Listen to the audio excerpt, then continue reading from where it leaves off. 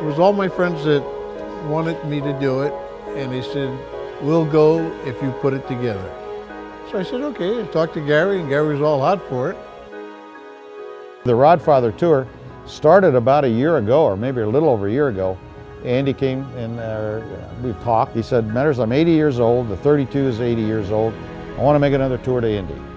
Can we do it as part of, as the Goodguys? I says, you bet. But let's not go overboard here. Let's not make this thing a 500 or 600 car tour and have it get out of control. Let's try to keep it, you know, sensible. So our idea of sensible, maybe his was, he says, okay, no more than 50 cars. 50 cars, that's it. Okay, I'll go along with that.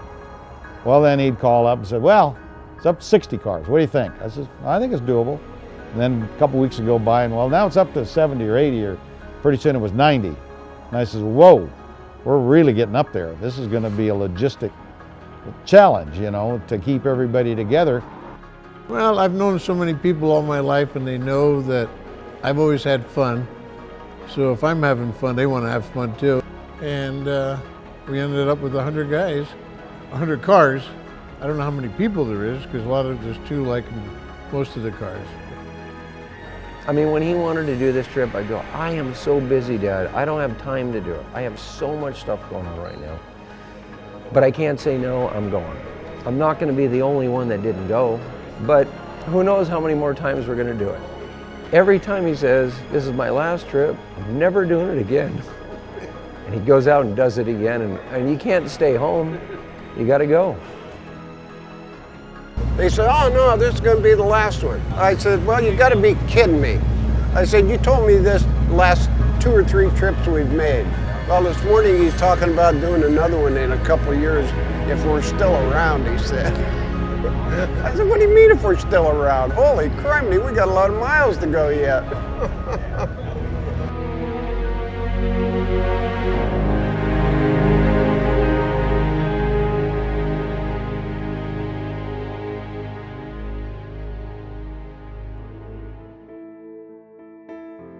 Well, we went to the first Nationals in 1970. I had a bucket tee, and I'd won the Oakland Roadster Show in 1970, and I said, I'm going to prove to people you can drive a car across country with a car that won. And I wanted to prove to people you could actually drive these cars rather than putting them in a trailer and going to a car show.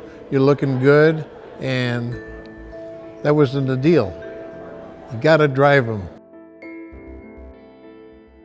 I mean, people thought we were nuts. You're going to drive from California to the East Coast? Are you crazy? You know, what if it breaks down? Well, we'll fix it.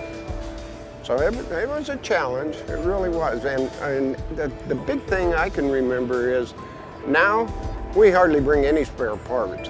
Where the first few years, right, the whole trunk was full of spare parts. Thinking, hey, if we break down somewhere, we're in trouble, you know. But it didn't happen. We broke down a couple times, but nothing major, let's put it that way. The rod run and the not just a local park kind of thing where you drive 50 or 100 miles, but the things going across country, I think that really kind of started with some of Brizio and his gang, because they'd drive back to Detroit, Michigan, or they'd drive back to wherever it was, going to one of the Street Rod Nationals. I personally got into it in 1973 when my 32 Ford was finished, and a bunch of us drove back to Tulsa, Oklahoma.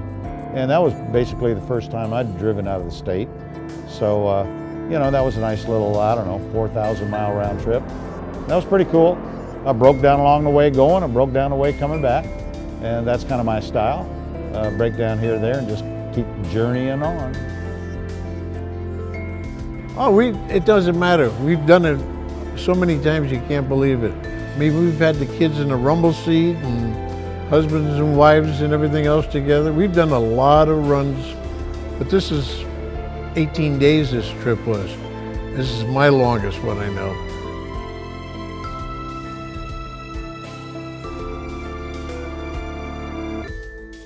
I've done this trip so many times with my dad, probably 15 times. First time I went across country, I didn't have a driver's license. 1972, I had a permit And I was able to drive one of his hot rods to Detroit, Michigan, with him, of course. But doing it over the years has been a lot of fun. But you know, the later years, you just don't know how long he's going to do this. So this trip has been very special for me and my sister. I don't want to excuse me for that, but it's been really cool. I've been doing road trips in hot rods since I was 8 years old. There's some of these guys on the trip I've known, or let's say they've known me since I was born. Some I've met just for the first time. Probably 40% I've known since I was a kid. You know, I consider them family.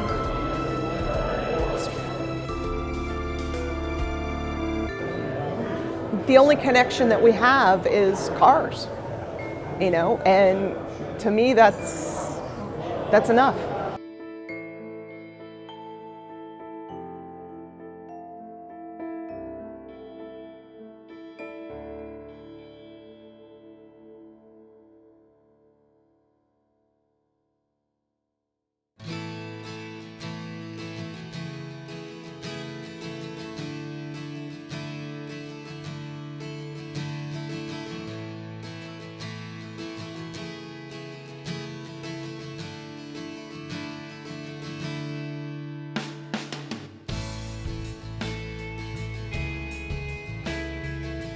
And there's no better way to do a road trip than with a bunch of buddies.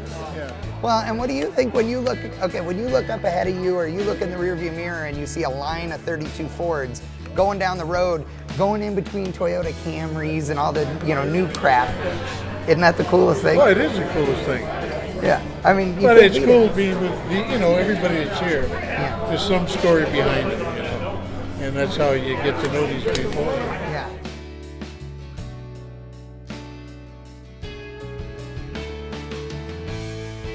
There's something about the people that come on these tours, these hot rodders, they just have a blast. I don't know whether when they get going and they start hanging out with all their buddies that they just, you know, go back into their teen years or what it is, but I can't keep up with half these guys. I mean, we have people, I'm gonna say the youngest guy, on, you know, the youngest people on this tour are probably late 20s, early 30s. And it goes to 80 years old. You know, my dad and a couple of his buddies are in their 80s now. And they could sit around a table and talk or sit out in the parking lot and look at hot rods and get along like they're the same age. It doesn't matter. Age and all that has nothing to do with any of this. It just, you know, the young guy wants to listen to the old guy wants to listen to the young guy.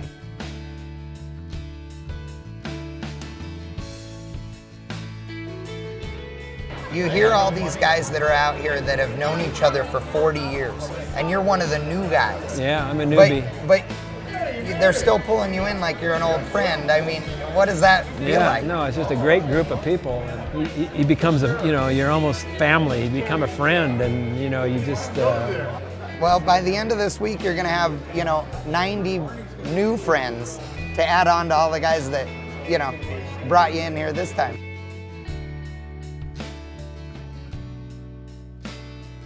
This was the best I've ever been on. I mean, everybody got along together. There was no baloney with anybody. And no matter what happened, everybody went along with it. It's just fun. I mean, there's 99% of the people that are actually on this trip and that are with us, it doesn't matter if they have 10 cents in their pocket or $2 billion. We all are here for the same reason. It's the same passion. It's the same, it is. It's cars. It doesn't matter what you know, what you do during the week. It's, you know, what fun you have with your car. Yeah.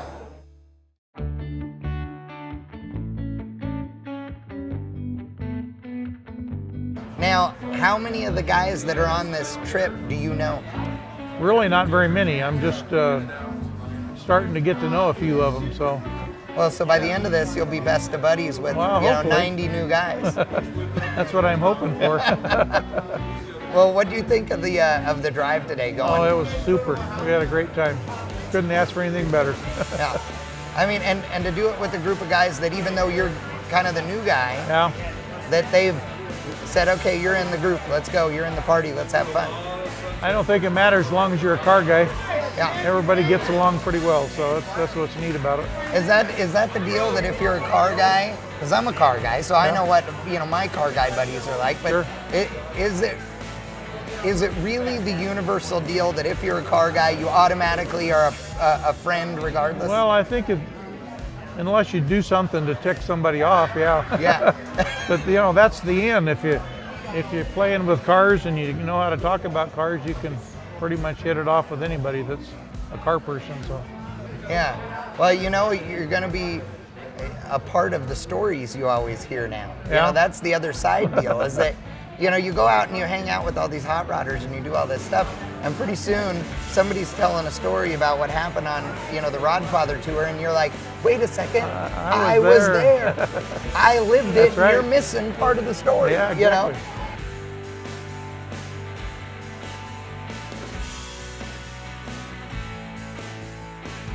I think a lot of what the hot rodders do, they love sharing their stories. They love sharing about their car, how they built it, what they used, who helped them. It's just something that you want to share. And you walk into the restaurant or the bar right now, it'll be jam-packed with guys that just traveled across country together. There's so many new friendships that just happened in the last 7 days. It just don't happen in other hobbies. There's people that just met for the first time 7 days ago or 8 days ago or whatever it was in a hotel lobby. And today they're sitting in their dinner right now, having dinner in that restaurant. And they got new friends. I mean, they're new friendships. And doing these tours around the United States with all these people and new friends come along, I don't think any other hobby does that. These guys will start, going back and forth, talking to each other, sharing stories. I'll send you photos. I got photos of your car going down the freeway, and next thing you know, they're emailing, and they'll be lifelong friends. It happens every time we do one of these.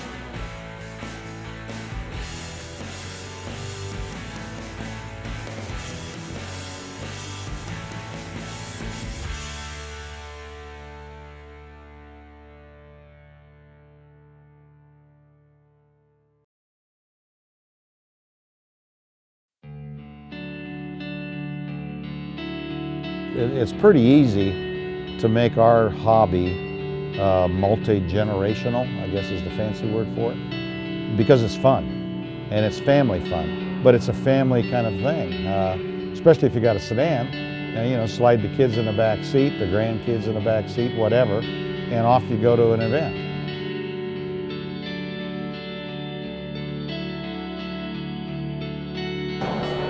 This trip was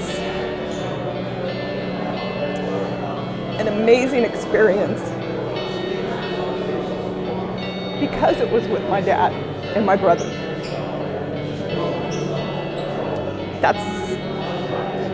There's no words. I mean, if my mom was here, that would have sealed the deal. We know what it means for you to be doing this with Andy. You've been friends for so long, but what's it mean for you to do it with Mark? I mean, in your car, and the two of you trading off driving and going across the country. Well, it's great, and there's probably, I'm going to say 6 or 8 different guys here with their son with them. That's really cool. I mean, that's passing on here again, the car guy life philosophy. Your father was a car builder before you, isn't that correct? That's correct, yeah, and his father before him. Wow. So David here is 4th generation. On a road trip like this, is it better for you because you get to do it with your boy? Absolutely. That's very special. I always tell people when you're driving your hot rod, time doesn't count. If you drive it all the time, you'll live forever. So this is even better. So if you drive your hot rod with your son, I think you get double points. I would agree with you. And how about you, David? Oh, it's great. It's great. And I haven't been cross country, so that's even better.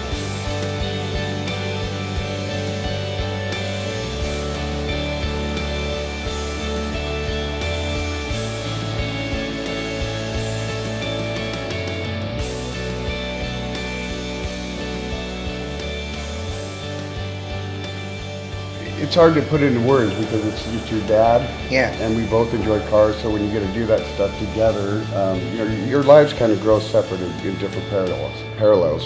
So when you get to go back to our roots, I guess, per se, and do both what we like to do and spend time together, and instead of separating, we're kind of growing back. Yeah. So it's just been great. I mean, again, the people are fantastic, the cars are fantastic, you get to see the countryside. I couldn't ask for a better time.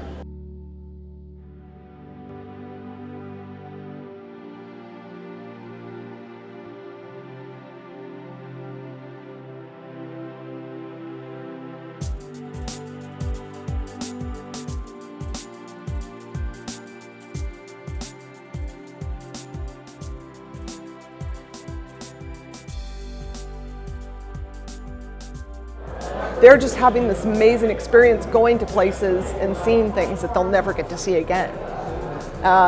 Whether it's Speedway Motors, whether it's some guy's car collection on a golf course, you know. Or whether it's the basement at the Indian Museum. Or the basement at the museum, you know. That was pretty cool. That was a big highlight for me.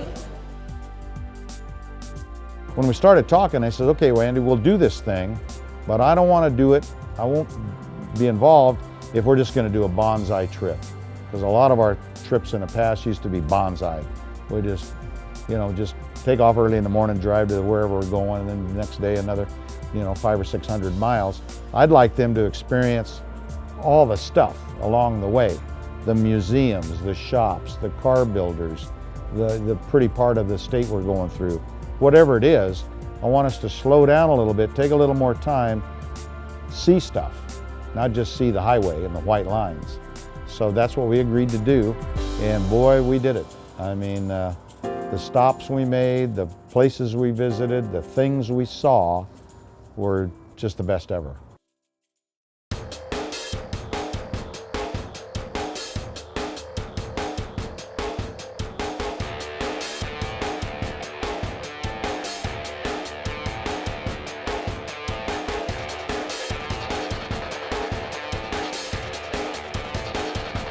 This tour has been fantastic.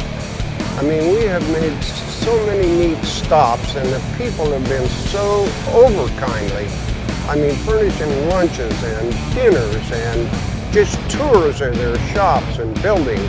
I mean, it's just, we've never been on a tour this good.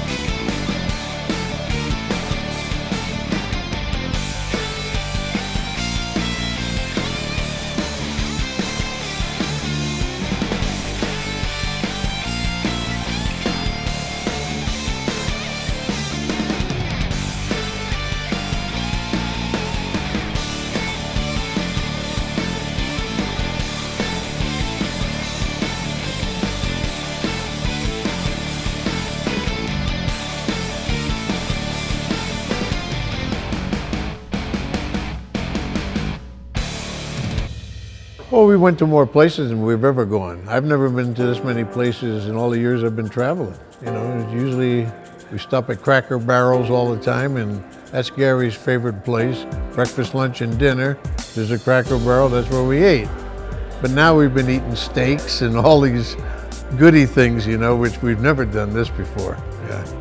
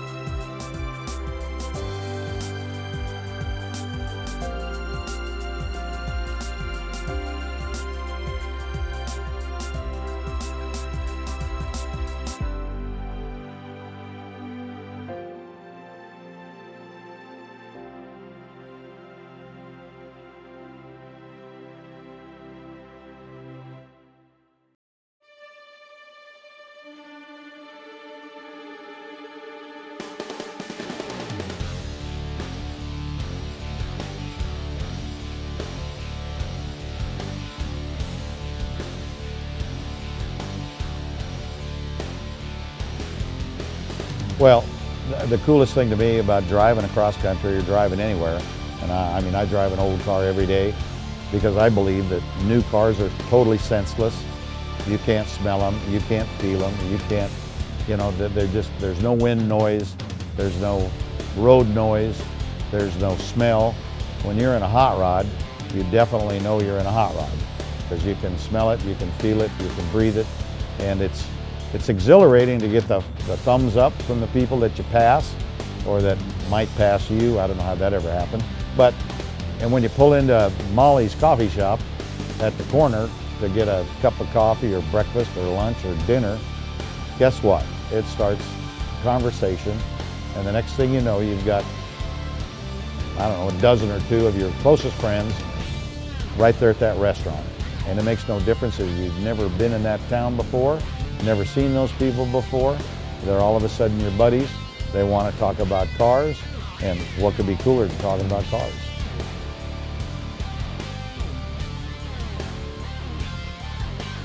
There's no rich guy, there's no poor guy, it's just everybody's equal in a hot rod. Because nobody cares what you do or what you have. It doesn't matter. Everybody's just equal, and this is the way it is. You just have a great time.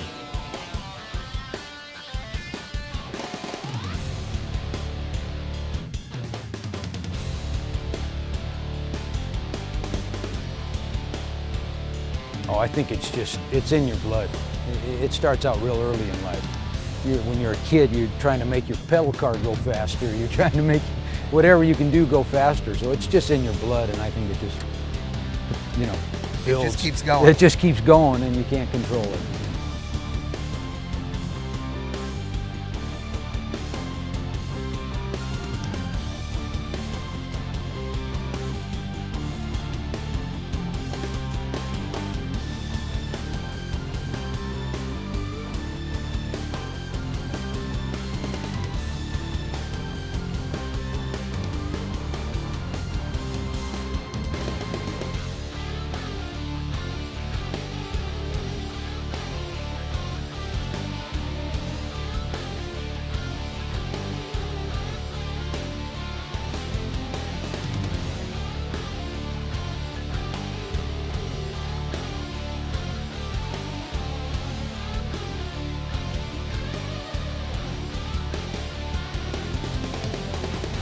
A lot of guys look at me and say, "What are you doing driving this car?" That's what we built it for, to drive. You know? Right. It's not garage queen. You know, can't be stuck in a trailer somewhere. This car's to be driven, and it's involved.